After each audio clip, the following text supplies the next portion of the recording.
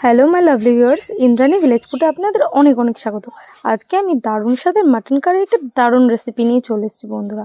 তার জন্য আমি 1 চামচ পরিমাণ লবণ, 1 চামচ পরিমাণ হলুদ, আর এখানে আমি 4টে পেঁয়াজ, 2টো রসুন, একটা টমেটো, 5-7টা কাঁচা লঙ্কার একটা পেস্ট করে রেখেছি। সেটাই এখন সামান্য সর্ষের তেল দিয়ে মাটনটার গায়ে ভালো করে মাখিয়ে নিতে হবে।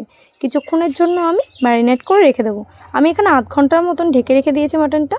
আপনাদের হাতে যদি সময় খুব কম থাকে তবুও 15 মিনিটের জন্য অন্তত চেষ্টা করবেন মাটনটা ঢেকে রাখার। এবার একটা কড়াইয়ের মধ্যে সর্ষের তেল নিয়ে আমি আলুগুলো ভাজা ভাজা করে নেব। মাটনের ঝোল হবে, এইদিকে আলু দেওয়া হবে না সেটা কি হয় নাকি? আলু ছাড়া মাটন তো জমবেই না। এর জন্য আমি আলুগুলো ভালো করে ভাজা ভাজা করে নিচ্ছি সামান্য লবণ আর সামান্য হলুদ দিয়ে। আলুগুলো যে মোটামুটি লাল লাল হয়ে আসবে তখন আলুগুলো আমি তুলে রেখে দেবো। এই রান্নাটা করতে কিন্তু একটু সময় লাগবে বন্ধুরা। মাটনটা ভালো নরম তুলতুলে করার জন্য কিছুক্ষণ সময় নিয়ে ঢেকে ঢেকে রান্নাটা করতে হবে, তবেই কিন্তু আসল স্বাদটা মাটনের পাওয়া যাবে। সামান্য আমি গোটা গরম মশলা দিয়েছি আর অল্প পরিমাণ চিনি দিয়ে কালারটা যেন আসে তার জন্যই চিনিটা দিয়েছি মেনলি। দিয়ে এবার অল্প পরিমাণ পেঁয়াজ কুচি ছিল সেটাই এখন দিয়ে মাটনটা এবার দিয়ে দেবো। দিয়ে ভালো মতন কষাতে হবে।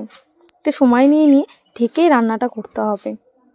কিছুক্ষণ কষিয়ে নিয়ে মিডিয়াম টু লো ফ্লেমে রান্নাটা করতে হবে। হাই ফ্লেমে একদমই করা যাবে না।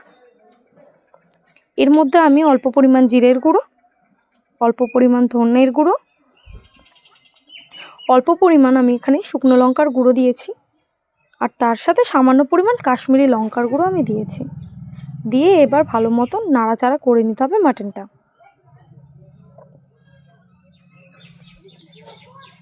কিছুক্ষণ সময় নিয়ে কষাতে হবে।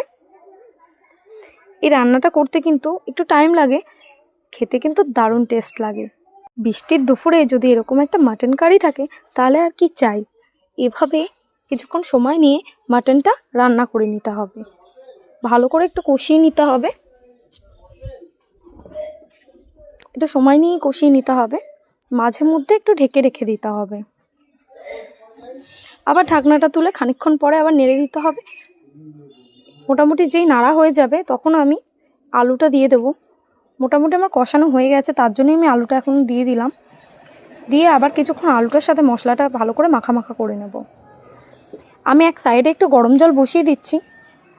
রান্নাটা করার জন্য আমি গরম জল ব্যবহার করেছি। মাটনের যে কোনো রেসিপিতেই গরম জল দিলে খুব তাড়াতাড়ি মাটনটা নরম হয়ে যায়। আমি এবার গরম জলটা দিয়ে দিচ্ছি।